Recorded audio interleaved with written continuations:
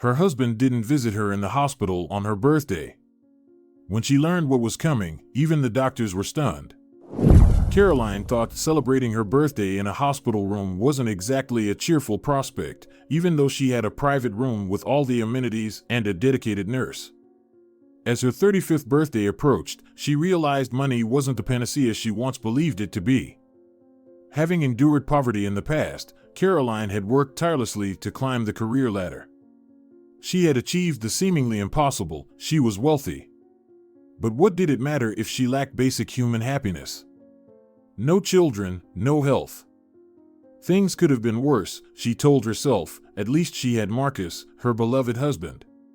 Yet, if she were honest, her relationship with her mother-in-law, Margaret Davidson, was closer than with Marcus himself. Margaret visited her far more often, truly believed Caroline would recover, and cared for her in a way that felt genuine. You couldn't fake that kind of love. Marcus, however, had changed since her illness. At first, he seemed timid and unsure, but over time, he started enjoying his new role as the family head. Caroline, listen, it's too risky to undergo surgery with your long-standing heart defect. It's better to leave things as they are. I've stepped in as head of the company and can keep things running indefinitely, he told her, his tone exuding a new sense of authority. For the first time, Caroline found his pale, narrow face, high forehead, and thin-lipped mouth unpleasant. She had chosen this tall, fair-haired man with brown eyes and thick eyebrows herself. How had ambition become his priority? She, a petite blonde with gray eyes, had once considered herself lucky to marry Marcus. He was smart, sophisticated, kind, and interesting, a man who had proposed despite her lack of higher education. Caroline had worked her way up from nothing. And now? Marcus's charm seemed to have vanished into thin air. Was her illness warping her perspective? She decided not to confront him and to preserve peace in the family. Marcus, yes, the situation is challenging, but I have the money, and there's at least a 50% chance the surgery will be successful. I think it's worth trying, otherwise, my health will only deteriorate, Caroline said. It's your money, I can't tell you how to spend it. But I think these doctors are just trying to take advantage of you. I overheard some conversations. This whole surgery business is a waste of time and effort. You're risking your life. Marcus insisted. Caroline shook her head doubtfully but remained firm in her belief that the surgery was her best option. You're just a temporary head of the company. As long as everything runs smoothly, it's manageable. But if I'm away too long, there'll be problems. If it were that simple, anyone could be a businessman, but you have no experience. You don't even understand that, she said reproachfully. Caroline, I don't want to upset you, but you know as well as I do, no one is irreplaceable. Yes, I'm standing in for you temporarily, but you'll eventually see that I can handle being the director permanently. I've discovered my calling, Marcus replied confidently. Marcus didn't realize he hadn't faced a single significant challenge yet. He was reveling in the newfound respect and authority his position brought. Leaving the hospital, Marcus slipped out through the back door, where Mariana, his mistress, awaited him. The tall brunette looked at him with sparkling green eyes. She's so slender, not an ounce of excess, like a graceful deer, unlike my cow, Marcus thought. With Mariana, he felt almost like an oligarch, basking in the presence of someone who resembled a model. She transported him into an exclusive, elite world, while Caroline anchored him to ordinary life. Beside his wife, he felt like a spineless husband leeching off a wealthy woman. He knew what people whispered at work, that he'd latched onto a rich lady because he was incapable of achieving anything on his own. But he'd show them all. If he weighed Mariana and the feelings she inspired against Caroline and the humiliation she represented, the choice was clear: he had to stick with Mariana. It was convenient that she worked as a nurse in the same hospital as Caroline. Well, my golden girl, what news do you have about my cow? Marcus asked, pecking Mariana on the cheek. We've got a new surgeon, Dr. Morgan. He's a real enthusiast, encouraging everyone to push for your Caroline's surgery. And honestly, if he takes on the case, she might actually recover. He's that good. He wasn't even supposed to be here, but his elderly mother lives in town. She's developed dementia, so he moved here, Mariana informed him. Maybe we can bribe him? I really don't want Caroline to recover, Marcus suggested. I'm not sure. Like I said, he seems honest, incorruptible. Should I just give her an injection? Mariana proposed. That's too dangerous. We could end up in jail. Find out more about Morgan first, and then we'll decide, Marcus said. Mariana agreed, pressing herself against him dramatically as if electrified by his presence. Oh, I can't resist you. I've never felt this way before. You're so irresistible, I can't stop thinking about you, day or night. When will we finally be together? Mariana knew that men like Marcus were easy to manipulate, flatter their masculinity, and they'd fall right into your hands. Marcus leaned in, whispering obscene sweet nothings into her ear, while Mariana coyly reminded him of his promises to pay off her mortgage and buy the earrings she'd picked out. I'll do anything you want for you. We just need to sort things out with Caroline first, he promised, leaning in for a hug. I believe you.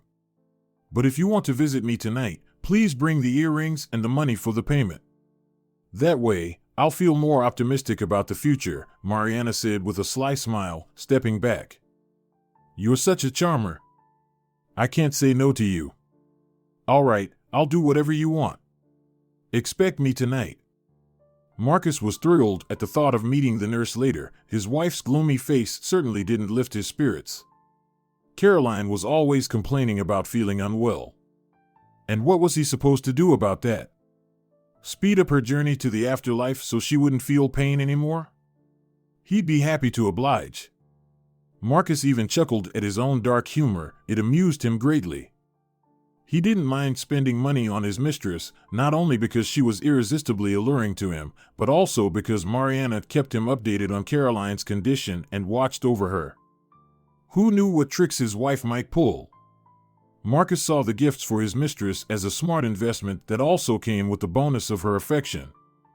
Mariana underestimated Marcus if she thought he was simple-minded.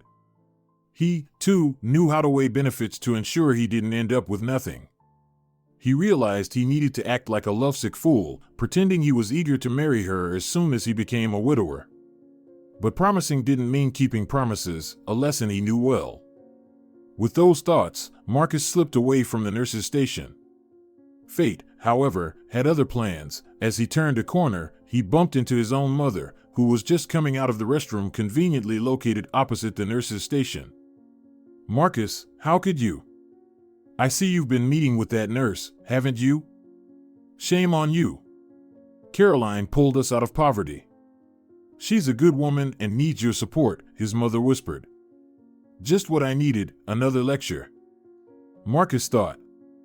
All right, I'll have to put on an act, or she'll rat me out to my wife. Mom, it's not what you think. Mariana works in the ward where Caroline is being treated, and I brought her a waffle cake to get more information about my wife's condition. Plus, I wanted to make sure they take good care of her, he lied. Oh, really? Then why is there a lipstick mark on your neck? And why is your shirt unbuttoned in the middle of winter? Feeling warm, are you? Shameless, his mother snapped. That was an accident, just once. She liked me, and, well, I couldn't resist. But it won't happen again, I swear. I've told her everything. Just don't ruin my marriage, okay? Please don't tell Caroline, Marcus pleaded with big, innocent eyes. His mother's skeptical gaze made it clear she didn't believe a word he said, but somehow, he managed to convince her to keep quiet about her suspicions. Marcus resolved to be more cautious in the future. I'll tell Mariana that from now on, we'll discuss everything at her place, he thought, already relishing the colorful scenarios of how those discussions would end. The idea delighted him. Margaret stood there feeling utterly defeated. This is the son I raised, she thought bitterly. How could she face Caroline now? Caroline had done so much for them, treating Margaret like family, and now Margaret had to behave like a deceiver because of her rogue son. Margaret had always struggled to make a living, working as a midwife for many years. Almost 40 years ago, one of her patients had delivered a healthy baby boy but died unexpectedly a few days later due to internal bleeding. The mother, Natalie, had initially planned to give the baby up for adoption, but Margaret persuaded her to stay with her and baby Marcus, promising to help her get back on her feet. Margaret had grown attached to Natalie and her baby, but tragedy struck. A botched C-section performed by the chief doctor's son led to Natalie's death, but the blame fell on the staff instead of the guilty party. Margaret narrowly avoided being fired and bore the guilt for years. She even paid for Natalie's funeral out of her own pocket and later adopted Marcus, vowing to honor Natalie's memory by raising her son to be a good man. Marcus had turned out all right in some ways, but he had a weakness for the finer things in life. Knowing that his father had served time for grand theft didn't bode well either. Margaret worried less about lying to Caroline and more about Marcus's unquenchable desire for the unattainable without being willing to work for it himself. This won't end well. What do I do? If I tell Caroline, she'll be devastated and something bad might happen because of me. No, I'll figure it out on my own, Margaret muttered to herself after parting ways with her son. A few days later, Caroline's 35th birthday arrived. Despite everything, the birthday girl was in high spirits. Her husband and mother-in-law had promised to visit, and her colleagues had surprised her that morning with a stunning bouquet of 101 deep red roses, a large crystal vase, and a luxurious pen for signing big contracts. They'd even included a card calling her the company's ray of sunshine and wishing her a speedy recovery and continued success. It was all so touching. Her secretary had also arranged some snacks for Caroline to offer guests, should any stop by. Caroline styled her hair and applied makeup to brighten her pale complexion, offering refreshments to staff who dropped in and handing out single roses from her bouquet while ensuring the vase always held an odd number. She believed in such superstitions and wanted to avoid tempting fate. At lunchtime, Margaret arrived, clapping her hands in delight. "Oh, here I am with my modest cake and chrysanthemums, and you have all this luxury." "It doesn't matter. I'm so glad you came. It's not about the gift, it's your thoughtfulness that means so much to me," Caroline said genuinely, thrilled to see her mother-in-law. "Well, I have something no one else will give you." "Look, I knitted these myself," Margaret said, handing her a beautifully crafted blue hat and scarf with an intricate pattern made of 100% wool. "They'll bring out your lovely eyes. And this isn't outdated, I checked fashion magazines, this is the latest trend." Caroline eagerly tried on the hat and scarf. They suited her perfectly, and Margaret had even knitted a pair of elegant gloves to match. "Such fine craftsmanship. You've really outdone yourself. I knew you were good at knitting, but this is something else. You can't buy things like these for any amount of money," Caroline exclaimed, admiringly. Margaret beamed with pride and admitted she had splurged on the best, most expensive yarn. She truly loved her daughter-in-law and hoped Caroline might eventually help her deal with Marcus's character. He constantly argued, loved to spend money, and refused to work for it. At almost 40, he still believed in finding a job where he could do little and earn a lot, oblivious to the fact that such jobs don't exist in real life.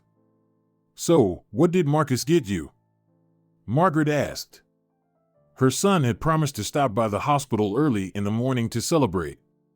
Margaret assumed he was the one who had brought the luxurious bouquet, so there was no hidden agenda in her question. Caroline winced painfully. "He's stuck at work. There are issues, but he'll come by this evening." "What a scoundrel!" Margaret blurted out before she could stop herself. Caroline's eyes filled with tears.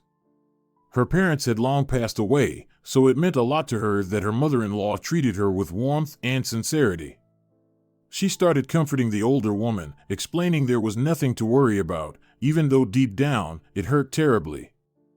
The two of them chatted a bit longer, shared some tea and snacks, and then Margaret left. "Where are you, Marcus?" Caroline's really upset. Margaret immediately called her son as soon as she was out of earshot. "Sorry, bad connection." "I'm very busy," Marcus said dismissively before rudely hanging up. Margaret Davidson would have been even angrier if she'd known that on his wife's birthday, Marcus had chosen to visit a cemetery. Coincidentally, an opportunity had arisen that day to purchase a decently respectable plot for Caroline at a reasonable price. If he waited, someone else might take it, and he'd end up paying much more. And where else could you find a spot between a famous actor and a popular politician? Marcus saw nothing wrong with buying a cemetery plot in advance. When Caroline passed, there would be enough to deal with already, and he didn't want to embarrass himself at the funeral. He couldn't even entertain the idea of her surviving. It would be terribly inconvenient to go back to being second to her and having both her and his mother micromanaging his life. They'd drive him mad. "Marcus, are you coming?" Caroline called closer to 6 in the evening. "Sorry, something really important came up." "It's just a birthday." "I love you the same every day." "I'll stop by tomorrow," he muttered. He hadn't planned it this way. It just so happened that after the cemetery visit, an opening with a prominent lawyer had come up to discuss inheritance matters. Opportunities like that couldn't be missed. Caroline was audibly upset on the phone, but it wouldn't bother her for long. Her time on Earth was almost over. Meanwhile, getting an appointment with this lawyer usually took months, so there was no way Marcus could pass it up. After all, the date of her death was far more significant than a mere birthday. That was Marcus's reasoning as he mentally prepared a polished eulogy for Caroline's funeral. He carefully considered the right tone, neither overly mournful nor inappropriately upbeat. Simple, heartfelt responses would do, with a neutral expression. For those he deemed insignificant, he'd just nod in acknowledgement. Perfect. While Marcus fine-tuned his vision of a dignified farewell, Caroline was crying. No one else had come to see her that day. Her friends, now married and living in other cities, had limited their greetings to phone calls. And now, even her husband wouldn't come. 35 years old. What was the point of living if the person closest to her couldn't find the time to visit? What if this was her last birthday? What had Margaret hinted at earlier? Something about the nurses being too attractive, with a pointed glance at Mariana. Could Margaret know something? Did Marcus have an affair with this nurse, or was it just a passing fancy? Caroline knew Margaret well enough to realize she wouldn't hint at infidelity without cause. Margaret wasn't the type to sow seeds of doubt in her daughters-in-law or torment them with suspicions. She also kept a close eye on her son and was clearly on Caroline's side. "Margaret, if you know something, don't be afraid to tell me outright," Caroline had asked before Margaret left. "Caroline, if I were you, I'd hire a good manager. My Marcus isn't up to the task, but he's too ambitious to see his limitations," Margaret had replied with a sigh, avoiding any mention of the nurses. That left Caroline guessing. She knew her husband wasn't fit to manage their affairs, but still clung to the hope of recovering soon.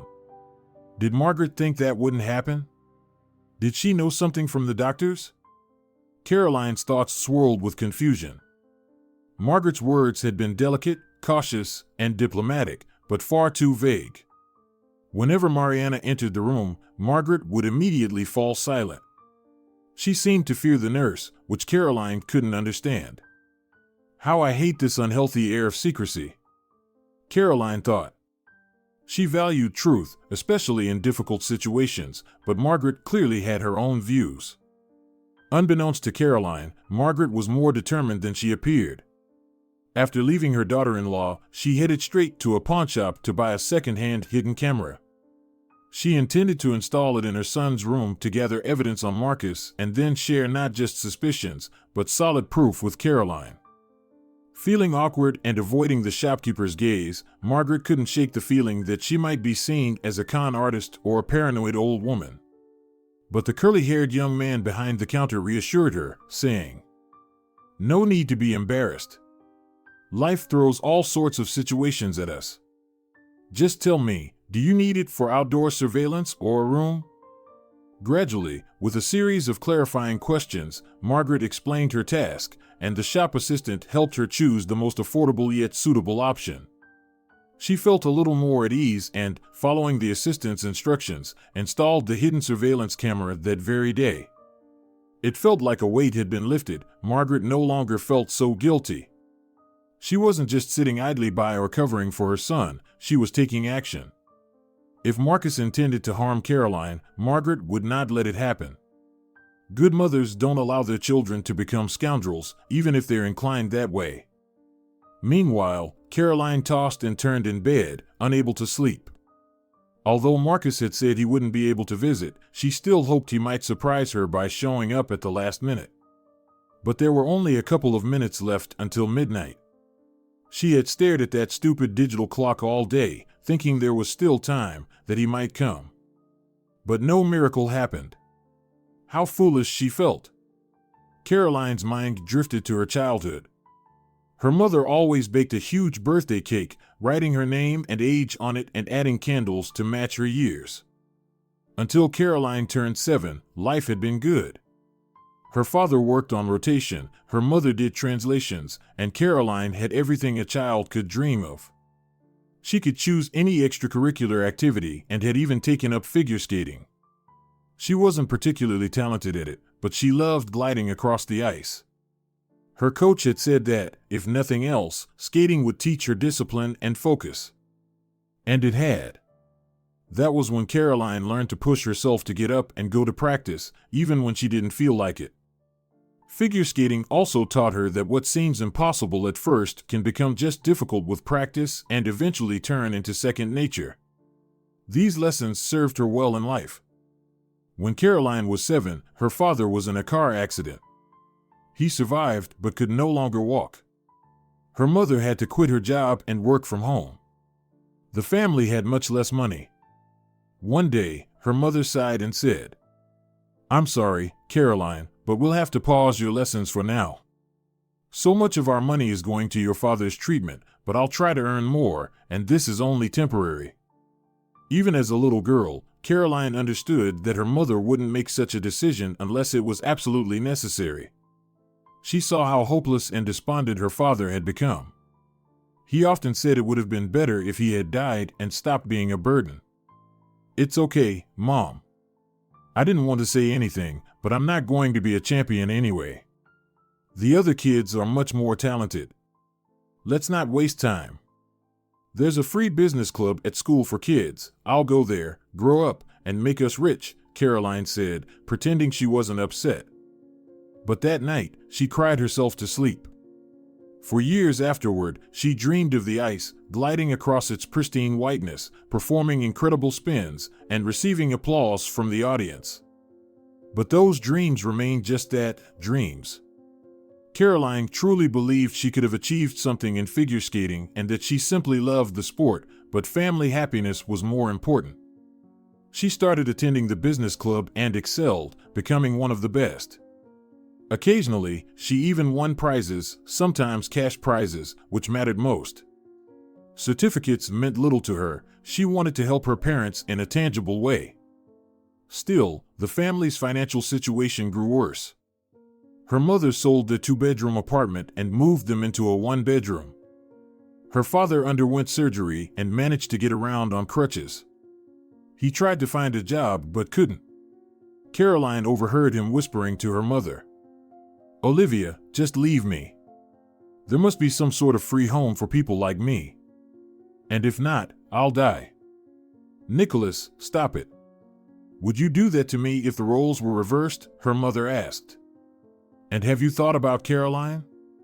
What kind of example would we be setting for her if we abandoned each other?" Her father grumbled for a while, saying he would either do something drastic or leave, but eventually he relented. He began making wooden crafts, earning a pittance, but it made life a bit easier. Her mother never knew that the next day, while she was at the store, Caroline confronted her father. "Dad, if you become homeless or do something to yourself, I'll be the daughter of a traitor. Know that, you'll ruin my whole life." Caroline was 10 at the time and had started to understand how the world worked. "Caroline, why would you even think that?" her father stammered, blushing. "I'm not deaf. And stop upsetting Mom. She works so hard, and on top of that, she has to listen to your whining. And so do I. Aren't you ashamed?" Caroline asked, looking him straight in the eye. Her voice rang with such intensity that her father instinctively raised a hand as if to shield himself. Then he pulled her into a hug and said, "You're right, Caroline. No more complaints, I swear. I won't become homeless, and I won't do anything drastic. I'll fight to the end so you can be proud of me. Does that work for you?" Her father kept his promise. The atmosphere at home became lighter. Her mother's mood improved. Poverty still lingered, but a semblance of happiness returned. Her father lived for 2 more years before his heart gave out one day. Later, they discovered it was a hereditary condition, a heart defect that Caroline had inherited, though she hadn't known it as a child. Her mother barely cried after the funeral, trying to ease Caroline's grief. Caroline, in turn, did everything she could to make her mother's life easier. She took on odd jobs, handing out flyers, delivering newspapers. Though the pay was small, it helped solve some problems. She thought of money in practical terms. It's not $3, it's a few days of bus fare. It's not $10, it's groceries for a few days. She begged her friends for old clothes, never feeling ashamed, and kept it a secret from her mother. Caroline became a silent warrior, gritting her teeth and carrying a burden too heavy for a child. Her mother naively believed Caroline simply enjoyed her friends' hand-me-downs and was excited to work because she wanted to start a business. Caroline learned to fake enthusiasm and make sacrifices seem like joyful choices, something many adults struggle to do. She never really got a proper education. When she was 18, her mother passed away, sleep-deprived. She was crossing the road and got hit by a car. The driver, a decent man, paid Caroline a large compensation. She knew it wasn't his fault. Her mother had crossed on a red light, and the road was shrouded in fog, giving the driver no time to react. When this man, Oscar Daniels, found out that Caroline was left without a job, he offered her a position as his assistant. In a way, it was thanks to her mother that she got her first start. However, Caroline couldn't work for Oscar for long. Even though he wasn't to blame for her mother's death, being around him was too painful. Soon, she moved on to a manager position, though it was through his recommendation. "Where do you want to work?" he asked her. "It doesn't matter, as long as I can earn good commissions." "I need to get out of poverty," Caroline replied. Oscar found her a position in a metal construction manufacturing company and gave her the basics. Although the job was usually handled by men, Caroline managed just fine. She also had a brief 1-year marriage. She met a colleague, Oswald, who seemed kind, polite, and supportive. Unlike Caroline, he didn't even own an apartment. He had to spend money on rent and care for his sick mother. When the slightly chubby, curly-haired blonde proposed, they were already good friends, or so Caroline thought at the time. She wanted a reliable partner, and Oswald felt familiar and easy to understand. Or so it seemed to her. Caroline accepted his proposal, thinking love would come later. Oswald and his mother moved into her apartment, but a year later, after his mother passed away, he left her. "Caroline, you're a good woman, but being with you brings back unpleasant memories. You took care of my mom, but she died here and all that. I'm sorry, but I need a woman I love, not a workhorse or a partner," he said. "And you just figured this out now?" Caroline's voice trembled. What he said felt like betrayal and outright use. Caroline was no idealist. Her life had been too tough for that, but this stung deeply. "What would you have done in my place?" Oswald continued. "We lived in a dorm the company gave my mom. Then she became disabled, and I had to rent a place, pay for a caregiver, and listen to her constant complaints. I couldn't handle it alone." Oswald believed he had done the only reasonable thing, found someone else to carry his burden.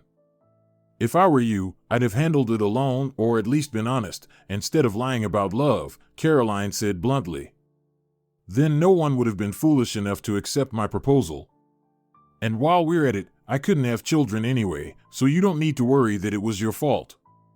Forgive me, if you can, but please don't call me again," Oswald said before leaving her.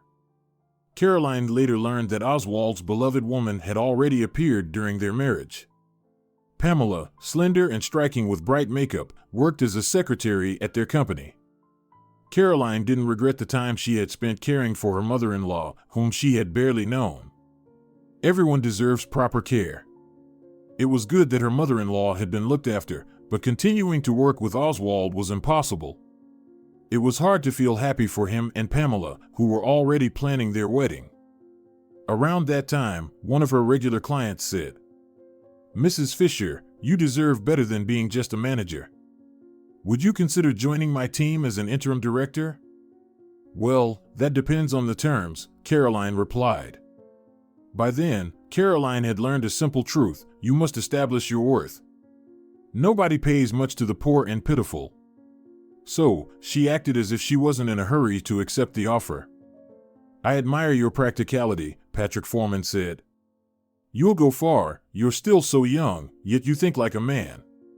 Did someone in your family work in business?" "Something like that," Caroline said, not explaining that life itself had forced her to become practical. She exceeded expectations, honest, hardworking, intelligent, and resourceful, without trying to undercut anyone. Eventually, she moved from interim to permanent director. Patrick later admitted he had closely observed her for a long time and never found any sign of dishonesty. Apparently, some envious colleagues had even sent people with dubious proposals to test her, but Caroline passed every test. This was how she broke out of poverty and became wealthy, as she had long dreamed. She bought a nice apartment. Caroline was attractive, and many pursued her, but after her first marriage, she was hesitant to rush into another. She even considered having a child via an anonymous donor. During a routine checkup to assess her readiness for pregnancy, doctors discovered the heart defect she had inherited from her father. Previously, it had only caused mild shortness of breath, which she had attributed to needing to lose weight. "If I were you, I wouldn't risk pregnancy," the doctor advised. But Caroline didn't listen. She became pregnant and lost the baby early on. The tragedy shattered her. She dreamed of the son she never had, waking up in tears. She had already named him Raphael. The depression took a toll on her health. She didn't know then that worse was yet to come. She met Marcus by chance in a bookstore. Caroline loved reading all kinds of books, including those about business. She appreciated learning from others' experiences. It was better to learn from someone else's mistakes. Marcus was holding a book on getting rich and dropped it when he saw her. Caroline picked it up and said, "Sorry if I startled you." "Not at all. I'm actually glad to have met you. I saw you on TV at the conference," the man admitted. They struck up a conversation, and Marcus explained that while his degree was in philology, he wanted to be well-rounded, which is why he read books on business as well. Well, in business, hard work and practical experience matter most. And, of course, you need to feel like you needed money yesterday. A little luck doesn't hurt either, Caroline smiled. You explain things so interestingly. May I treat you to coffee? Marcus offered. Caroline thought it might be refreshing to talk to someone from the humanities for a change. Marcus recited his favorite poems by famous poets, shared some deep thoughts, and came across as entirely different, fragile, enthusiastic, as if he inhabited another universe. Yet, his extensive knowledge commanded respect. Caroline was impressed that he had studied philology for 5 years. Let's meet again sometime, he suggested. Why not? At that point, Caroline needed a distraction and happily agreed. Marcus became her painkiller during that period, helping her escape to another world. She didn't know that even among creative intellectuals, there were cunning and self-serving people. To her, Marcus seemed like an idealistic knight. He would beautifully compare her to a lovely lady. Considering you like Bloch, that's not the best comparison, she joked. Unfortunately, that poet wandered from one lovely lady to another and barely paid any attention to his wife. Oh, you mean that? I never thought you'd know anything about poets and their lives, Marcus said, astonished. Gradually, Caroline began to trust this charming man. She learned that he had been married twice before. One marriage was a brief student affair. His fiancée had married him out of spite for a friend, and they quickly divorced. In his second marriage, Marcus had married a woman with a child, but he couldn't get along with her teenage son. Moreover, his wife was older and domineering, so the marriage didn't last. Caroline thought Marcus was simply a good man who had been unlucky. She liked that he was different from her. Judging others by her own standards, she believed Marcus genuinely cared for her. She didn't even realize when she fell in love.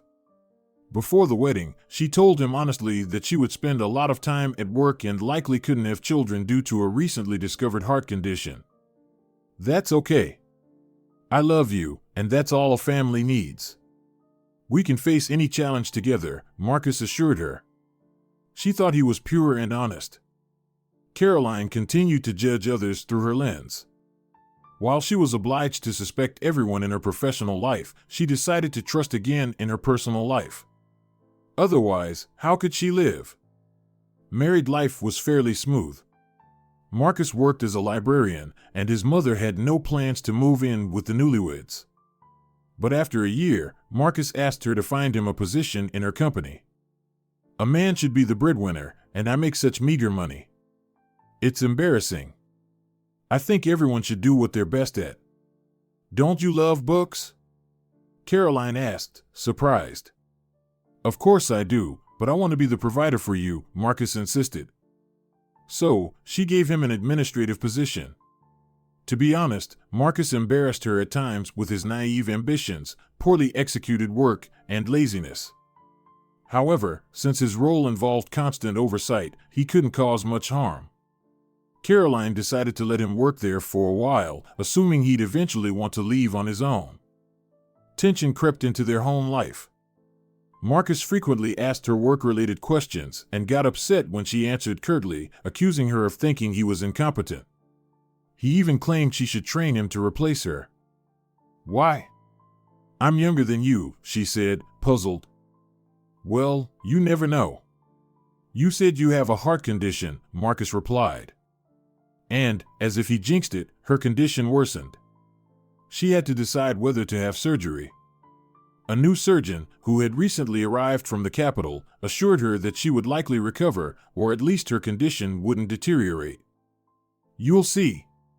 You have a long life ahead," promised Morgan, a gray-eyed, stocky brunette with strong features. Caroline believed him for some reason. Some people only speak when they're 100% certain, and Morgan was one of them. She could feel it. This memory gave her hope. She thought things weren't so bad. She'd recover and sort out her relationship with Marcus. For now, the most important thing was to survive. No use tormenting herself.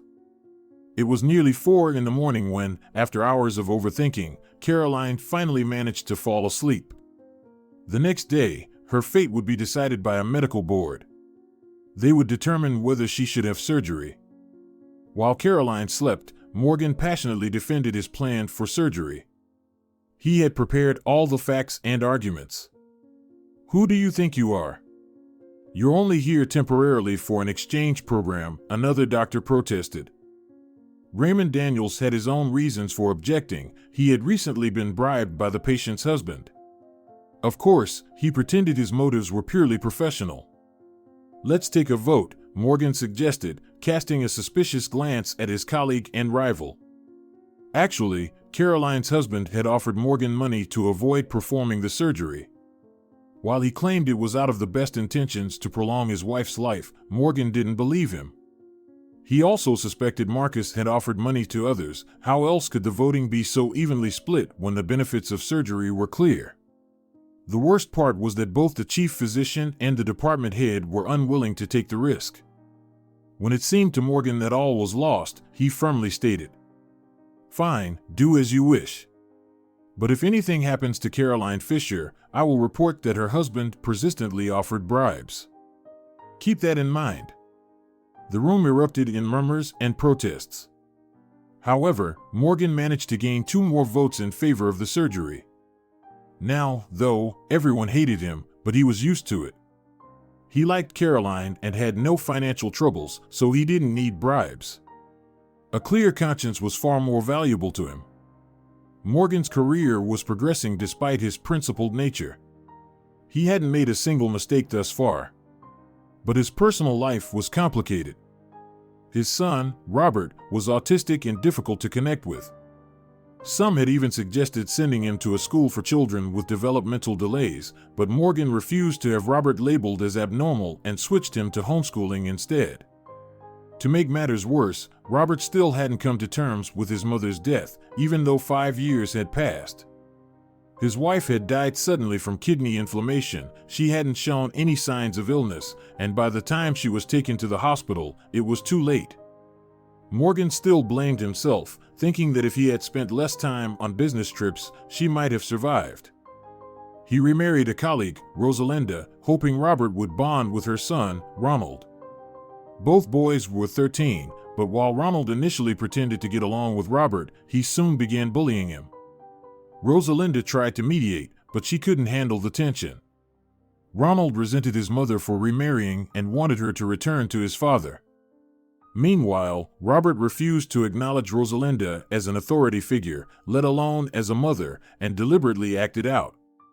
The household descended into chaos. Morgan didn't blame his wife. He saw that she was doing her best, but she was overwhelmed. They had wanted to come together to help each other, but ended up only making things worse. "You only married me for convenience," Rosalinda accused him. She had genuinely loved him for years, even divorcing her husband to be with him, whereas Morgan had merely allowed himself to be loved. He hadn't hidden this before the wedding, but that didn't make it any easier for anyone. "Rosalinda, what are you suggesting?" "A divorce?" he asked. "Is that what you're hoping for?" the tall, athletic blonde would sob. Rosalinda couldn't stop loving him and tried her hardest to make the marriage work. She overwhelmed him with affection. Morgan felt sorry for her and tried to spend more time at home, rearranging his schedule. But his work was critical, saving lives, and he didn't know how to balance it all. Honestly, it would have been easier if Rosalinda had left him. He could have hired one or even several caretakers for Robert and focused entirely on his work. But he didn't have the courage to tell Rosalinda that it wasn't working and that it was over.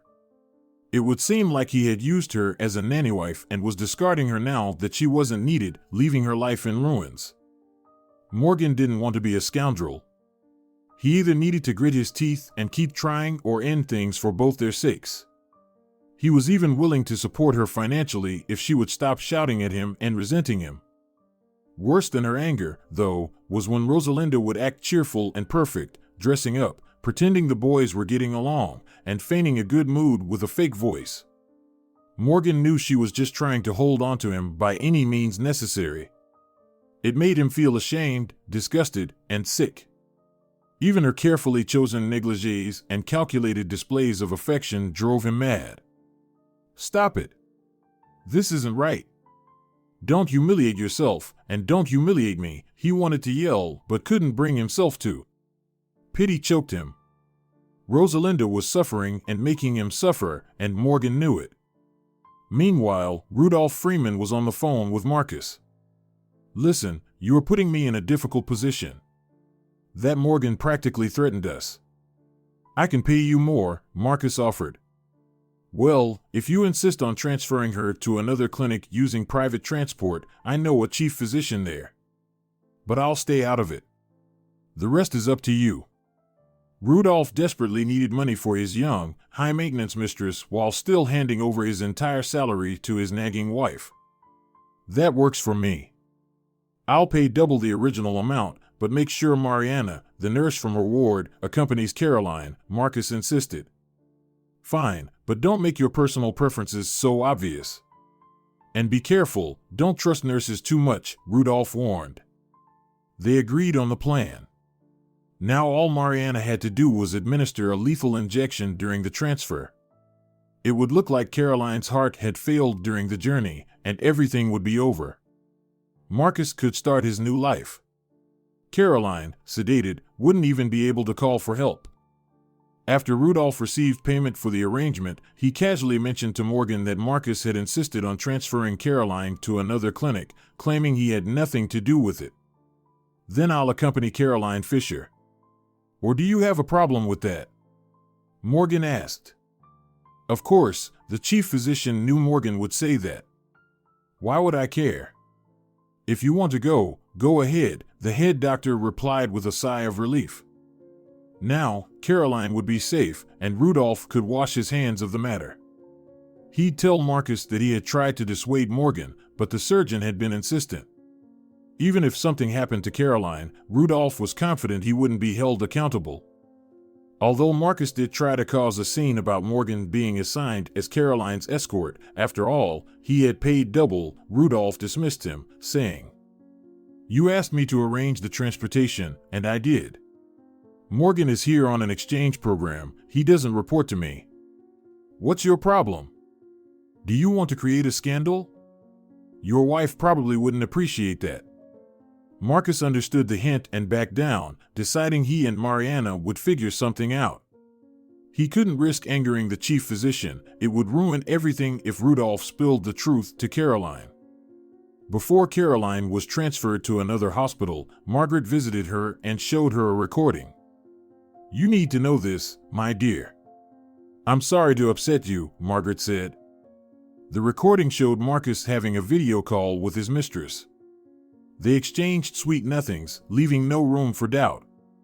"It'll all be over soon. Everything. And we'll be together," Marcus said. "I'll do my part," the mistress replied. Caroline tried to make out the woman's face, but the recording quality was too poor. She didn't realize it was Mariana. "So, he really is cheating?" "That's what you were hinting at," Caroline said, clearly upset. "I'm afraid it's more than that. You heard them talking about everything being over. Don't you think you might be in danger?" Margaret asked directly. "It seems like he just wants to leave me for her, and she's promising him a warm welcome," Caroline guessed. "If only it were that simple. But I couldn't get anything else on tape." "Be careful," Margaret warned. She also told Caroline that Marcus frequently interacted with the nurse and found it suspicious that Mariana would be accompanying her. However, Caroline thought Margaret was overthinking things. "Thank you for worrying about me, but I think you're exaggerating," she said. The voice on the recording did sound like Mariana, but Caroline dismissed it as coincidental. Many mistresses spoke in a similar sweet and flattering tone. Besides, Marcus had told her himself that he communicated with the doctors and nurses. She decided he was guilty only of infidelity, but she couldn't focus on that now. First, she had to survive and get through the surgery. Morgan assured Caroline that everything would be fine, and she believed him. So when she was put to sleep for the transfer, she focused on the hope that everything would turn out okay. Morgan, meanwhile, kept a close eye on Mariana, who seemed overly eager and hovered around Caroline unnecessarily. He suspected Marcus had paid her for something sinister. At one point, he even asked Mariana directly if she had been bribed. She nervously laughed and dismissed the idea, accusing Morgan of being too suspicious. During a stop, Morgan received a call from Robert, who was complaining that Ronald was secretly threatening him. "Son, I'll come back and handle it, I promise," Morgan assured him, speaking for about 15 minutes. When he returned, he saw Mariana about to inject something into Caroline. Without a second's hesitation, he grabbed the syringe. "What were you about to inject her with?" he demanded. Mariana stammered incoherently. Morgan didn't waste time on her. He had to save Caroline, who was teetering on the brink of death. After shaking Mariana forcefully, she confessed what the injection contained, enabling Morgan to act swiftly. Luckily, Mariana hadn't administered the full dose, and Morgan managed to bring Caroline back from clinical death. Mariana fled the scene immediately and resigned. The syringe and any video evidence were gone. Morgan faced accusations of negligence, with claims that he had mishandled the situation and almost killed the patient.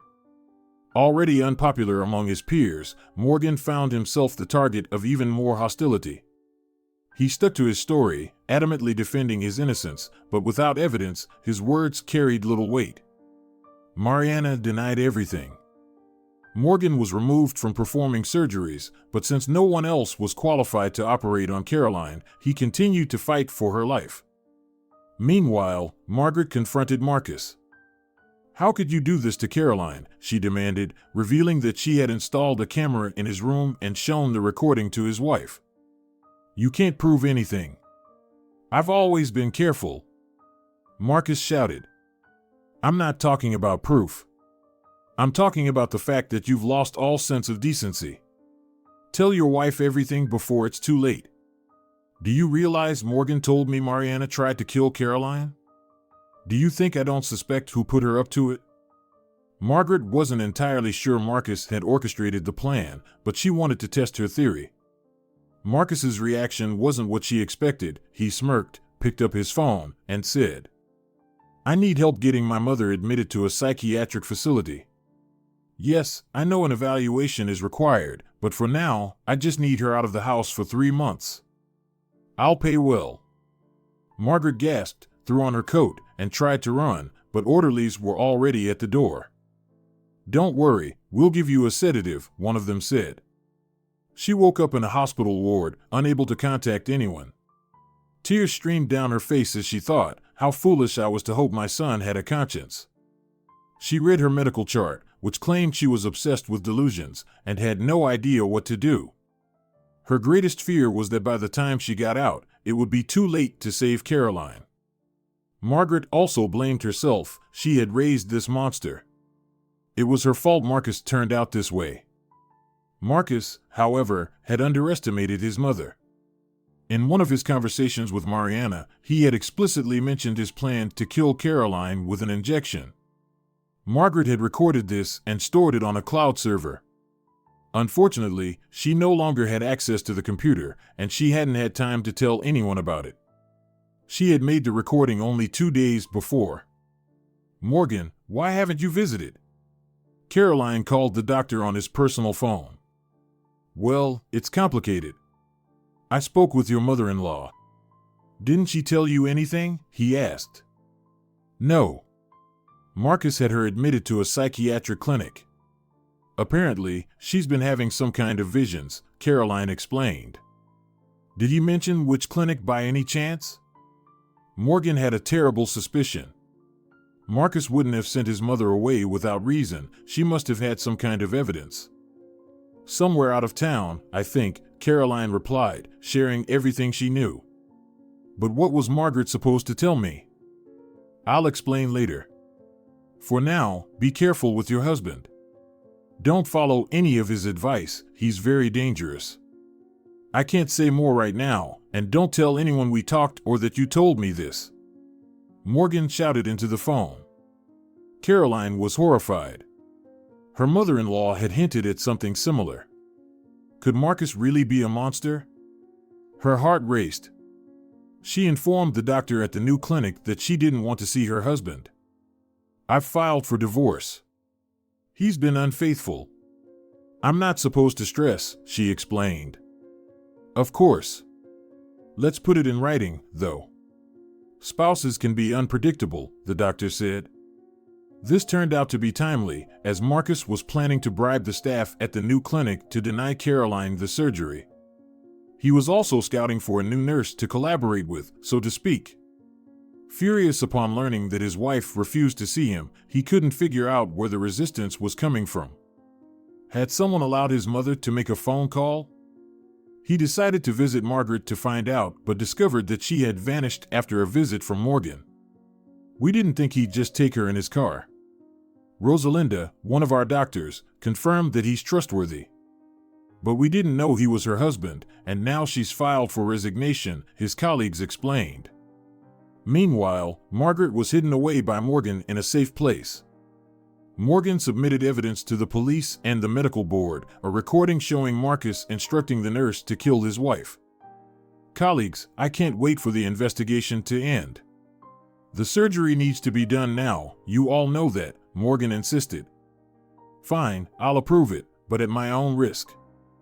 I'll assign assistants, and the procedure will be recorded on video," the new clinic's doctor said. "I agree." Morgan was relieved. Despite his worries, the surgery was a success. Now he faced a mountain of personal issues to resolve. Rosalinda had helped him retrieve Margaret, but now she had resigned. Although she no longer wanted to work in a place with shady dealings, she stayed home and constantly called him. This time, Morgan noticed several missed calls from her. "Rosalinda, did something happen again?" he asked irritably, expecting her usual complaints. "Robert is missing. Please come quickly," she explained. She had returned from the store to find Ronald saying Robert had gone to the park. He knows he's not allowed to go anywhere alone. "What's wrong with that boy?" Morgan fumed. There was no time to argue. Morgan understood that Rosalinda couldn't watch the boys 24/7. He rushed to the park, filed a police report, and returned home late in the evening, completely exhausted. To his surprise, he found Margaret calmly walking with Robert, the two of them deep in conversation. "You found Robert? Why didn't you call? We turned the whole place upside down looking for him," Morgan exclaimed. "Didn't Ronald tell you he left Robert in the park?" Margaret asked, puzzled. It turned out she had seen the boys playing earlier. Ronald told Robert he'd be back soon, but when Margaret left the hairdresser, she found Robert wandering alone, looking lost. A group of boys had started bullying him, so she stepped in and suggested they go home. Robert refused and asked her to take him to a mall with a table tennis area he loved. Margaret had forgotten her phone at home, so she couldn't call anyone. They ate at a cafe and talked, unaware that anyone was looking for him. "Are you sure Ronald left him there?" Morgan asked. "Dad, he hates me," Robert said. This was the first time Robert had expressed such feelings to his father. Morgan hadn't realized the extent of his son's misery. "And Rosalinda?" Morgan asked. "She's okay, but she doesn't love me, and I don't love her either," Robert sighed. Somehow, Margaret managed to get the boy to open up. He had never spoken so much to his father but trusted Margaret for some reason. "You did well, Robert. I told you, you just need to tell your dad everything, and he'll understand." "He loves you," Margaret said. "Can you be my grandma?" Robert asked. "If your dad doesn't mind, I can stay with you for a while, and I'll keep visiting after that." "I'd love to have a grandson like you," Margaret replied. That same evening, Morgan proposed that Margaret become Robert's nanny, since they had built such a strong connection. He also finally decided to talk to his wife and told her they needed to divorce. "But it's not my fault Ronald acted that way. He's just a teenager. Why are you being so cruel?" Rosalinda cried. "Look, it's not about that, and you know it. I'll support you for a while and help you find a job. But let's stop hurting each other. You deserve to be with someone who truly loves you." That evening, Morgan mustered the courage to say everything he'd been holding back for so long. The next day brought more turmoil. Caroline called him. "Morgan, I got a strange call from Mariana. She said Marcus ran off with money and abandoned her. She apologized and told me she was going to take responsibility for everything. She said she's already standing on a bridge, and this is the last thing she'll ever say." The bridge was nearby. Morgan realized he had to act quickly. Just yesterday, Margaret had saved his son, and he felt he owed the universe. "Hey, Mariana, I know you're thinking about jumping. Don't do it. Caroline has forgiven you." From a distance, Mariana looked like she was simply admiring the view, so no one passing by paid her any attention.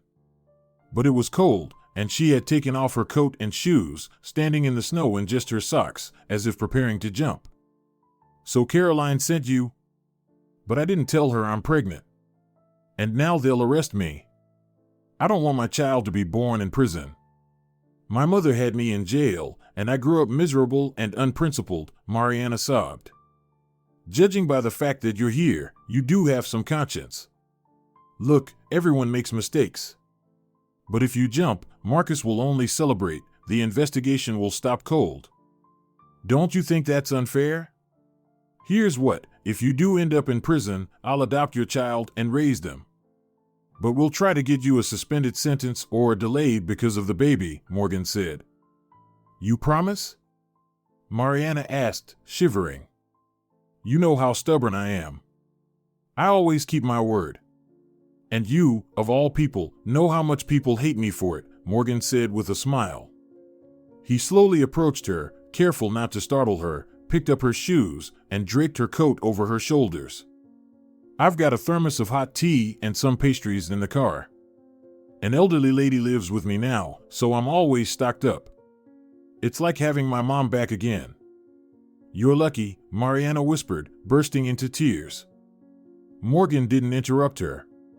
Mariana's decision to return turned out to be a huge help to the investigation. She remembered where Marcus planned to flee, and authorities caught him quickly. Marcus could no longer pin all the blame on Mariana. Margaret was finally able to return to her own apartment, now safe. However, as Robert's nanny, she spent most of her time at Morgan's house. Caroline hired a good lawyer, and Mariana received a suspended sentence. Morgan didn't have to adopt her child after all, especially since his relationship with Caroline had blossomed into something more. It was time to acknowledge the mutual affection they'd long felt for each other. A year after their wedding, Caroline became pregnant. Morgan feared complications would arise again, but everything went smoothly. She gave birth to a healthy baby girl, whom they named Olivia, in honor of Caroline's mother. By then, Mariana was raising a cheerful little boy. She chose not to name him Marcus, instead calling him Morgan after the doctor who had saved both her and her child. You don't mind, do you? Mariana had asked Caroline beforehand. The two women, surprisingly, had become friends. No, I'm glad you survived and decided to change your life, Caroline replied. Fortunately, Caroline's business had suffered little from Marcus's actions. She also managed to form a bond with Robert. Thanks to Margaret's care, Robert had caught up with his peers. Teachers were amazed at what Margaret, a woman without formal education, had achieved. Love can work wonders. Too bad it didn't work on Marcus, Margaret sighed. But she couldn't deny that her life had turned out well. Now, she and Caroline lived in the same apartment, and Margaret had 3 grandchildren, Robert, little Olivia, and little Morgan. She made no distinction between them.